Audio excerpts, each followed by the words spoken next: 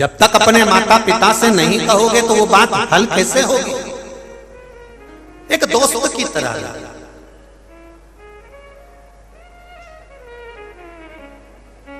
एक बहुत बड़ा वृक्ष, बहुत बड़ा वृक्ष,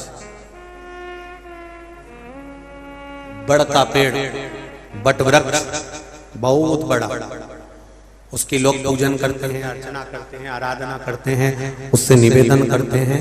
बट वृक्ष की पूजन सारा गांव का लोग करता है, उसकी पूजन करते, उसको प्रणाम करते, उसको दंडवत करते, उसको नमन करते।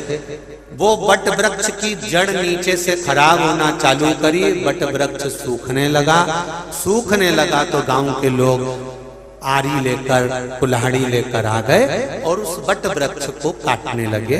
उस बट वृक्ष के पास में एक वृक्ष और लगा था। उस वृक्ष ने बट वृक्ष से कहा कि दादा, तुम कितने पुराने वृक्ष हो, तुम्हारी पूजन होती थी, तुम्हें लोग प्रणाम करते थे, लोग तुम्हें नमन करते थे, तुम्हारी परिक्रमा करते थे, लोग तुम्हें पानी चढ़ाते थे, दूध चढ़ाते थे, और देखो संसार कितना बुरा है, तुम सूख गए, तुम्हारा काम खत्म हो गया, तो लोगों ने तुम्हें काट कर रख दिया।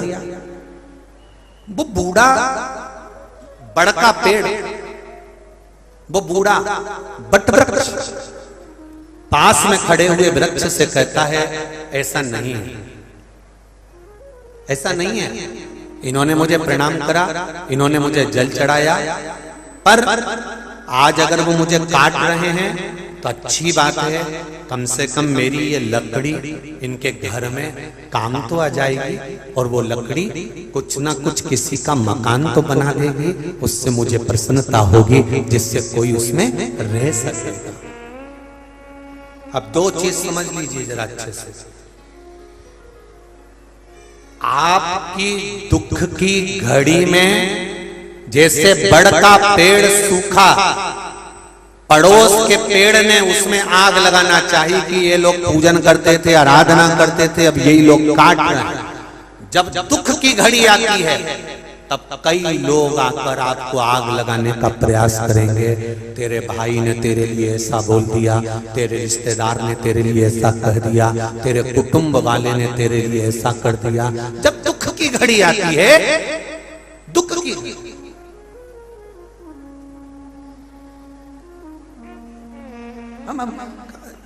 कई बार हमने एक बात कही है, आज फिर कह रहे हैं आप लोगों के साथ। हो सकता है कई लोगों को इस बात से बुरा भी लग जाए, पर लग जाए तो लग जाए, उससे कोई फर्क नहीं पड़ता।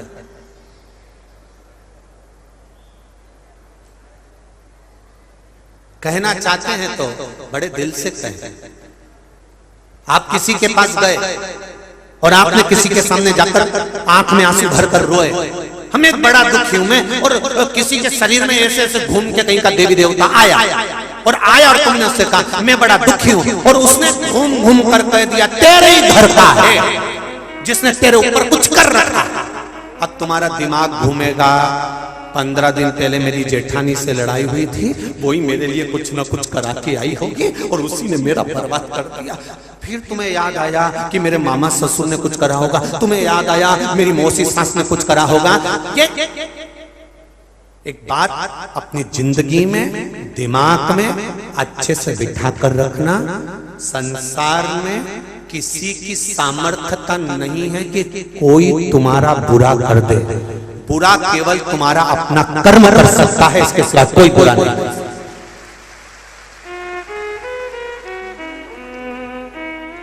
बुरा केवल तुम्हारा कर्म कर सकता है, इसलिए बार बार कथा में कहते हैं मत बुरे कर्म कर वरना पछताएगा, भगवान की आंखों से तू बच नहीं पाएगा, तू बच नहीं पाएगा।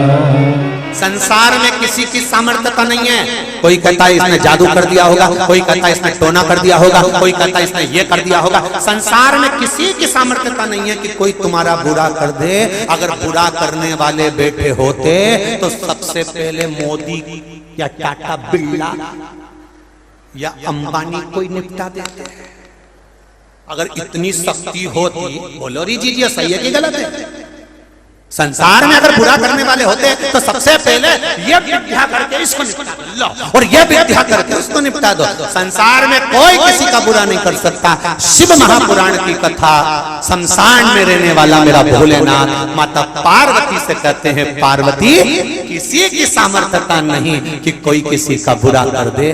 बुरा तो केवल उसका किया गया कर्म करता है और कर्म का भोग तो परमात्मा को भी भोगना पड़ता है। सीता जी ने चिड़िया को कैद में रखा तो उनको कैद में रहना पड़ा। राम जी ने छुपकर बाण छोड़ा सुग्रीव को मारने के लिए, बाली को मारने के लिए। जब छुपकर छोड़ा तब उस समय पर उस बाली को मारने के लिए बाण छोड़ा तो वही बाली ने छुपकर इसको मारा। वही बाली छुपकर इसको। कृष्ण अवतार में छुपकर बाण छोड़े। कर्म का भोग भोगना है। बस ये बुरा भला तो जाने दो कि कौन ने बुरा करा कौन ने भला करा। हाँ एक बात जरूर है, दुनिया के लोग कितना ही कुछ कर लें, आप शंकर की शरण मत छोड़ो। जब एक लोटा पानी रोज शिव जी को चढ़ाने के लिए जाओगे तो 16 साल के बाद अगर वो बच्चे दे सकता है तो क्या हमारे संकट नहीं हट सकता है? उससे एक कतराया। देखिए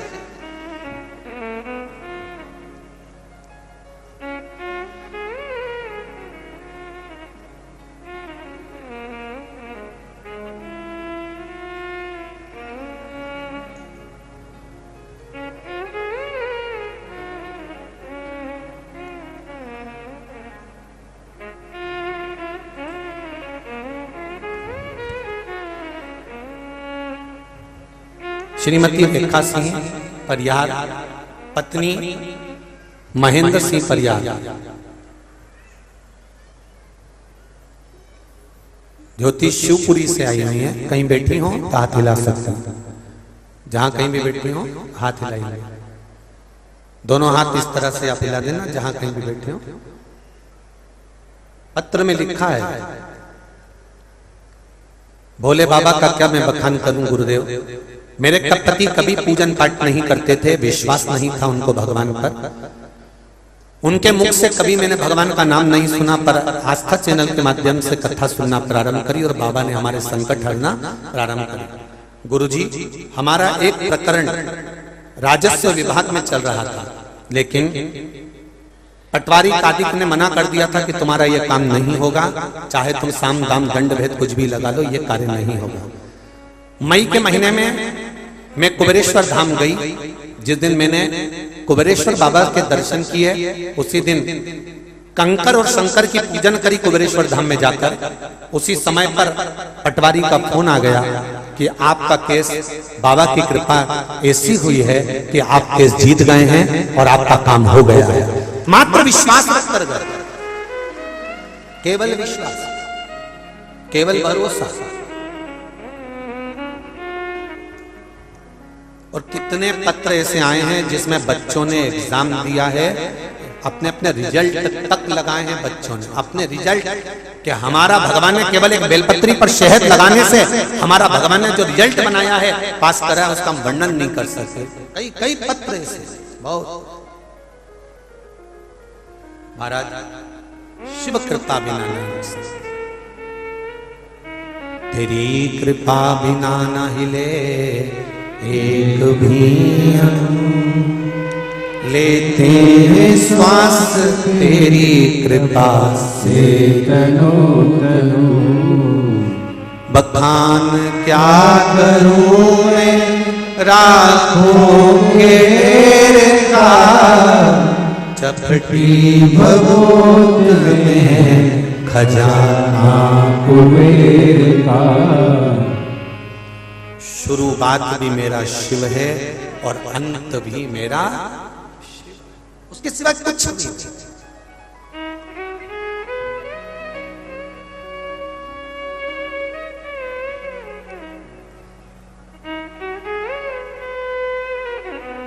केवल एक शंकर, केवल एक ओघड़ी।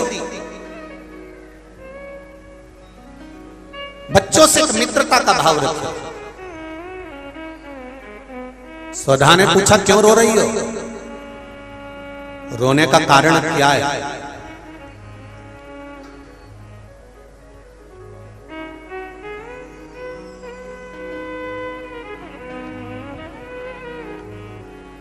क्या कारण है रोने का? क्यों रो रहे?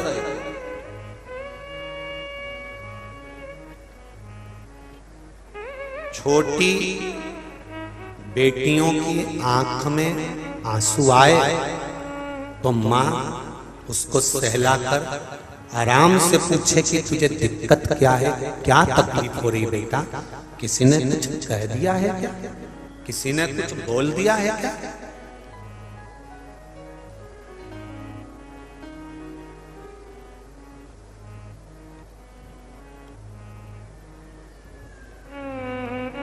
क्या किसी ने कुछ कहा है? क्या किसी ने कुछ बोला है?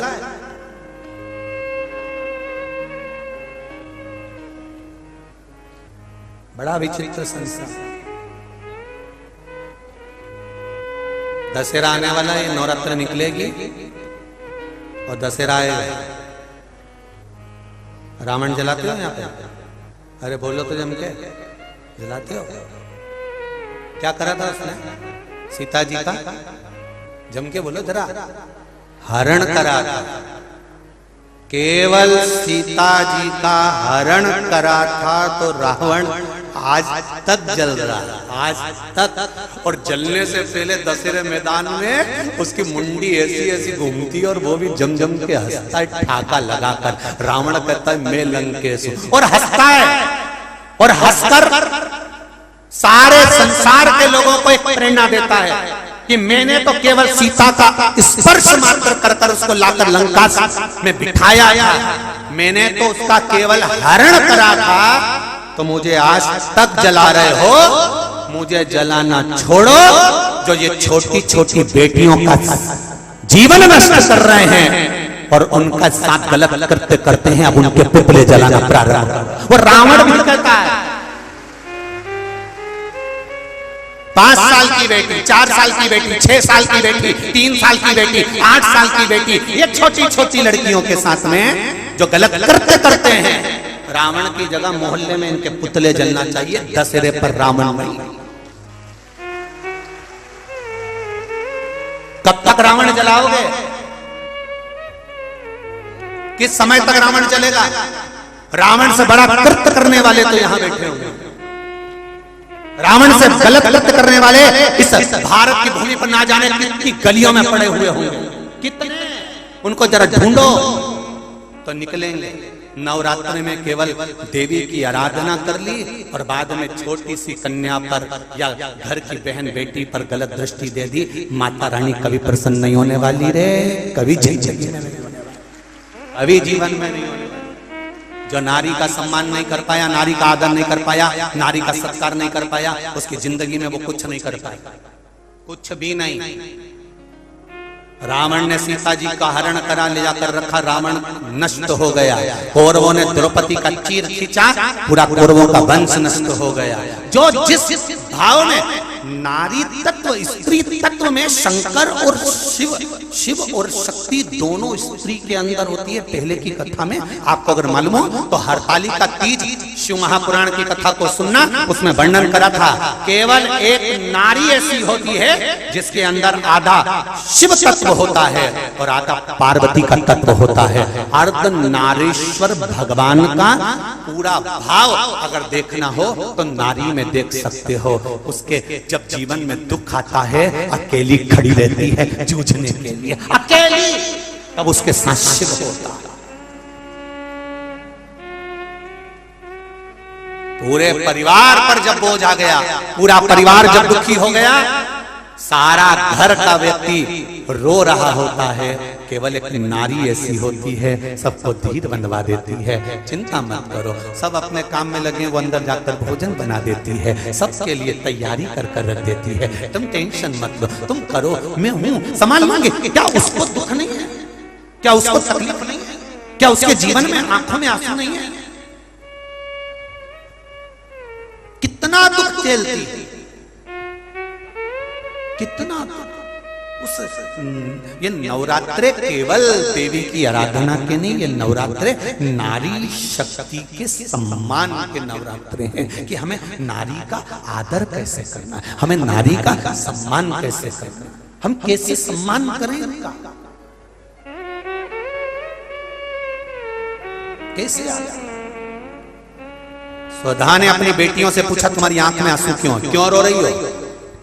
मैना ने कहा कला बोली मां हमें श्राप लगा। किसका? सनकादि ऋषि ने। क्या श्राप दिया? मृत्यु लोक में जाना पड़ेगा, तुम्हें पृथ्वी पर जन्म लेना पड़ेगा। क्यों टेंशन लेती हो? श्राप मिला है ना, चिंता नहीं करना। दुख आया है ना, कटेगा जरूर। पर हमने संत के चरण पकड़े मां, और उन्होंने हमें वर दिया कि तुम्हारी गोद में 3 कन्याएं खेलेंगी जो जगत का कल्याण करेंगी।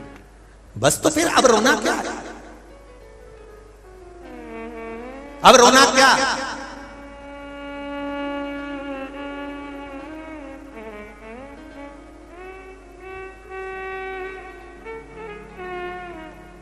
अगर परिवार में बना सकते हो तो थोड़ा सा समाजस बनाकर चलना। जरासी लड़ाई में मायके पहुंचकर तलाक का केस मत लगाना। बन सके तो थोड़ा समाजस बिठाना। अदालत में किसी भी जज महोदय से जाकर अदालत में, आजकल तो जज साहब के पास जाने की जरूरत नहीं, नेट पे सर्च करो मालूम पड़ जाएगा कि अदालत में तलाक के केस कितने चल रहे हैं। आप सर्च करिए, आज के जमाने में पैसियां भी मालूम पड़ जाती है कब की किसकी कहां है। कितने तलाक के केस, कितने ढेर तलाक के केस चल रहे हैं। पूछा 1-2 बेटियों से, हमने भी पूछा बेटा तलाक क्यों ले रही हो? कहा गुरुजी इनके साथ में रह नहीं सकती, ये तो बहुत बेकार नेचर के हैं, बहुत बेकार व्यवहार है इनका। दिन भर माता पिता का सम्मान करते हैं, मुझको पूछते तक नहीं है, मुझे ऐसे पति के साथ नहीं रहना। तो हमने उससे कहा बेटा तू तलाक ले लेगी फिर क्या करेगी? मैं और दूसरी शादी कर लूंगी। ठीक है बेटा, और मालूम पड़े अभी तो तुझको काल भेरू मिला है और आने वाले समय में बटुक भेरू मिल गया है, तो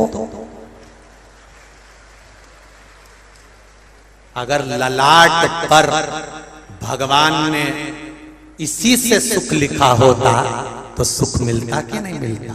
अगर ललाट में इससे दुख लिखा है तो तू 10 शादी भी कर ले, तेरी जिंदगी में दुख ही लिखा हो तो सुखी नहीं हो सकता। जहां विवाह हुआ है वहां एडजस्ट कर कर चलने का प्रयास करिए। थोड़ा गरम, थोड़ा नरम, थोड़ा प्रेम, थोड़ा स्नेह, थोड़ा समर्पण, थोड़ा आंख में आंसू, सब चलेगा और जिंदगी निकल जाएगी। जरा सी बात में अदालत में पहुंच गए, जरा सी बात में नहीं मैं अपनी बेटी को नहीं भेज रहा, मैं तो तलाक मांगूंगा, मैं तो ये करूंगा, ले आओ तलाक। दूसरा शादी करके भी तुम दुखी, अगर इसके साथ विवाह होने के बाद भी दुखी हो तो 50 भी कर लोगे तो भी दुख तो रहना ही है। जरा विचार करो कितना ज्ञानी थे जनक जी महाराज, कितने ज्ञानी कि उनके बराबर कोई ज्ञानी नहीं था। सुखदेव जी महाराज के गुरु थे, उनके घर में जो विद्वान पंडित थे, उनके घर में कितने बड़े बड़े गुरु जी बैठे हुए थे। जरा विचार करना, क्या उन्होंने सीता जी का स्वयंवर रखा, स्वयंवर रखने के बाद विवाह पक्का किया। विवाह करते समय सीता और राम का क्या मिलान नहीं करा होगा? शादी की तारीख नहीं देखी होगी कि इस तारीख को शादी करेंगे, दोनों सुखी रहेंगे, दोनों आनंद में रहेंगे। जनक जी ने कितना बेटी का भाग्य दिखवाया होगा, कितनी पत्रिका दिखवाई होगी, कितना यश दिखवाया होगा। क्या जनक जी को यह मालूम था कि मेरी बेटी को वन वन डोलना पड़ेगा? क्या जनक जी को यह मालूम था कि मेरी बेटी गर्भ से रहेगी और उसको जंगल में छोड़ दिया जाएगा?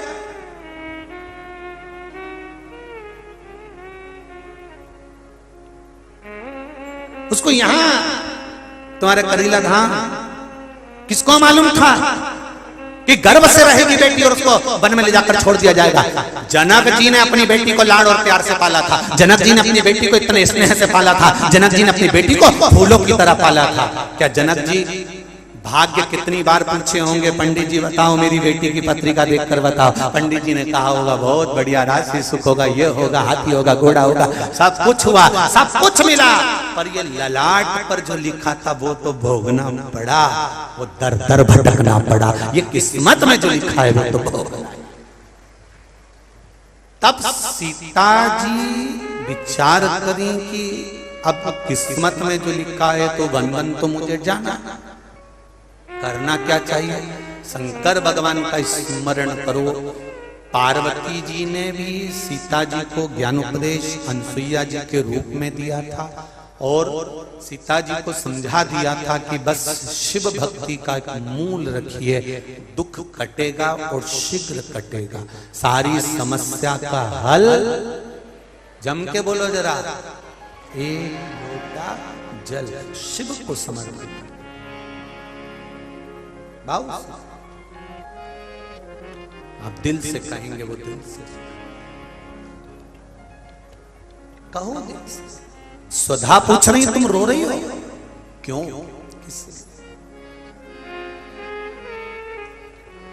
जो ललाट पर लिखा उसे कोई टाल नहीं सका।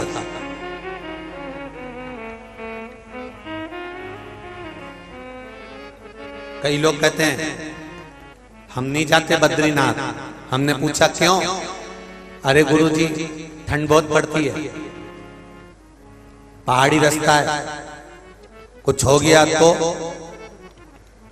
तो तुम्हारा पूरा परिवार गया, तुम नहीं गए? अगर वहां कुछ हो गया तो?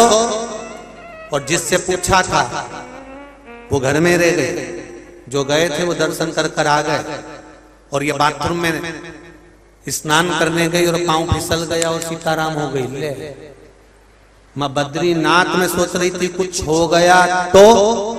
शिव महापुराण की कथा कहती है जन्म मरण परण मेरे शंकर के हाथ में है। मृत्यु किस जगह पर होगी, कहां होगी, कब होगी, कितने बजे होगी, किस घड़ी, किस पल, किस क्षण मरोगे, उसने लिख कर भेजा है। इसलिए हर पल, हर घड़ी, हर क्षण खुशियां मना कर जियो। कब कौन सा आखिरी समय आ जाएगा मालूम ही नहीं पड़ेगा।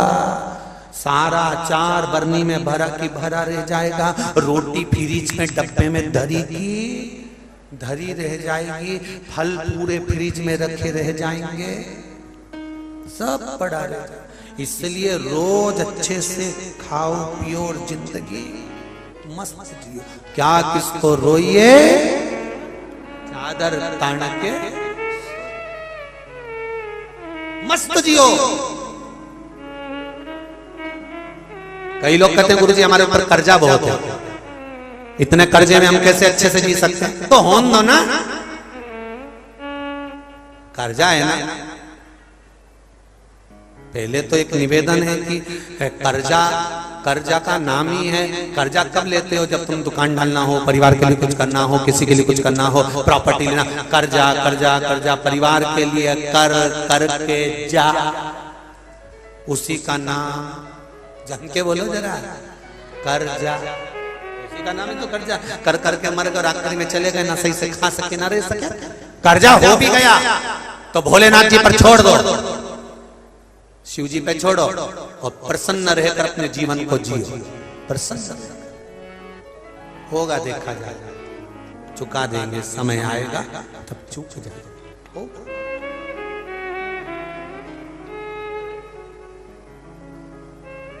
महाराज उसके वजह से सारे जग का रखवाला मेरा भोले बाबा,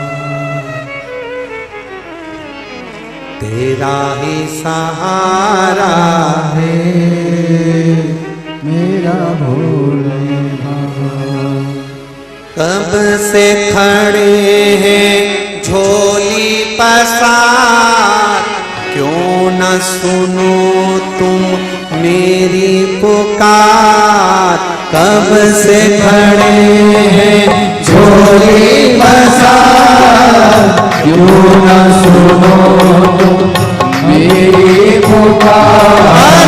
जग का सहारा है मेरा भोले बाबा, जग का सहारा है। सब भाई बाहर वाले भी पंडालों में पूरे पंडाले 2 3 4 5 6 7 8 जितने पंडाल, 8 पंडाल जितने बाहर खड़े, दोनों हाथों से कल कोई नहीं कहेगा कि आप बड़े प्रेम से आनंद से गाओ। दोनों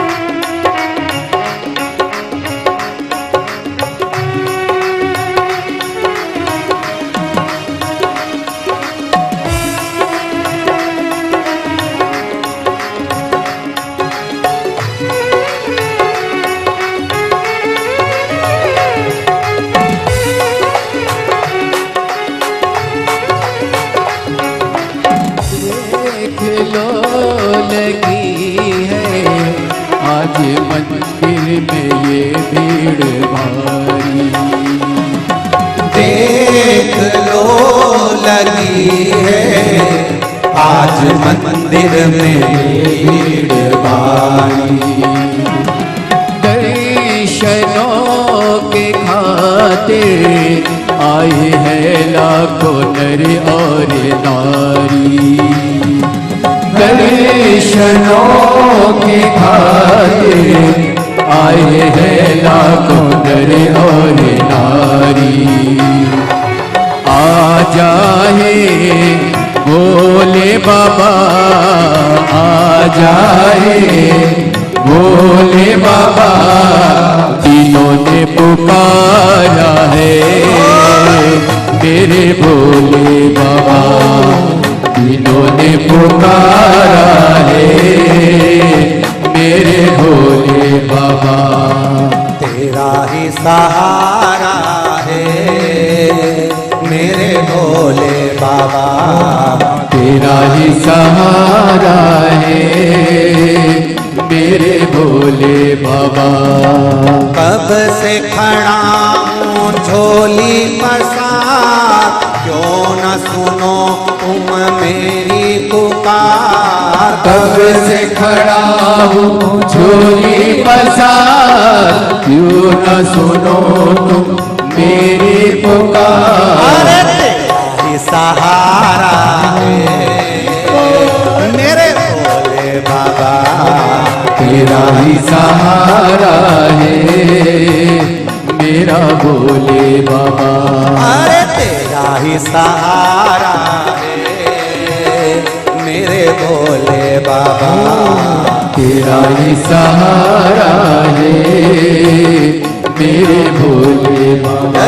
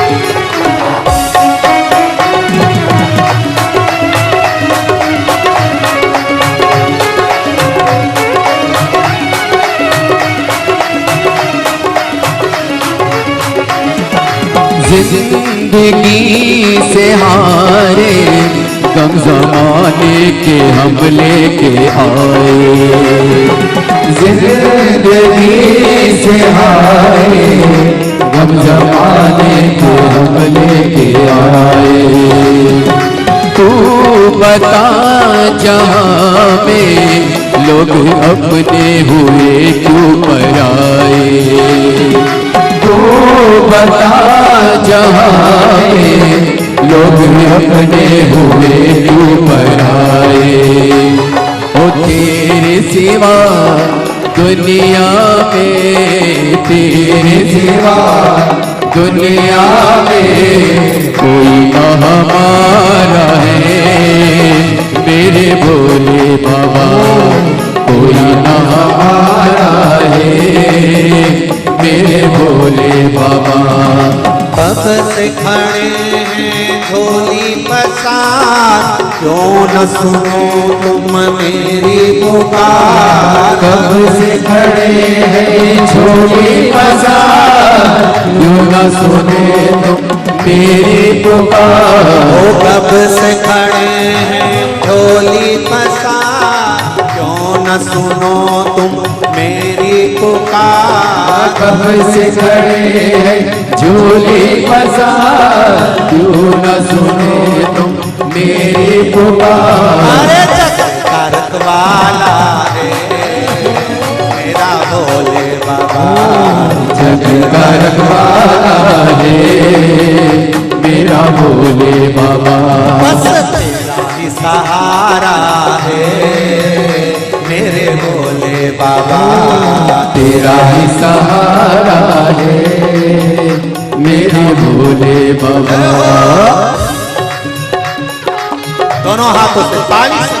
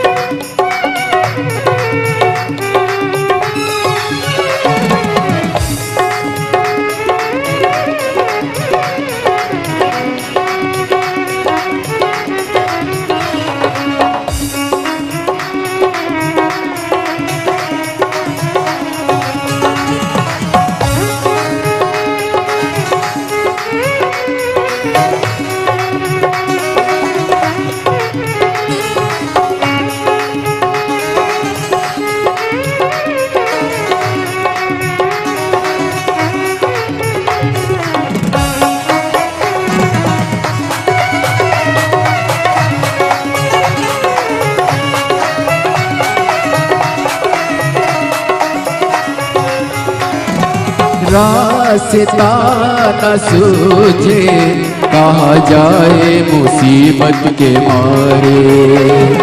रास्ता न सूझे कहाँ जाए मुसीबत के मारे।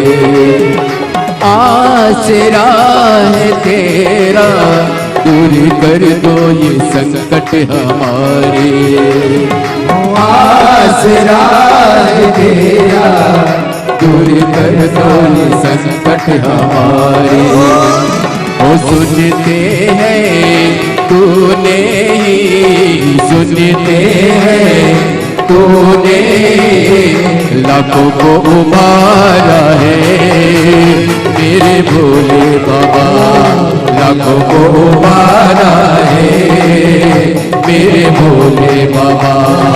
कब से खड़े हैं झोली पसार, क्यों न सुने तू मेरी पुकार। कब से खड़े हैं झोली पसार, क्यों न सुने तुम मेरी पुकार। वो कब से खड़े हैं झोली पसार, क्यों न सुने तू मेरी पुकार। कब से खड़े हैं झोली पसार, क्यों न सुने तुम मेरी पुकार। अरे जगत वाला मेरा भोले बाबा, जग का रखवाला है मेरा भोले बाबा।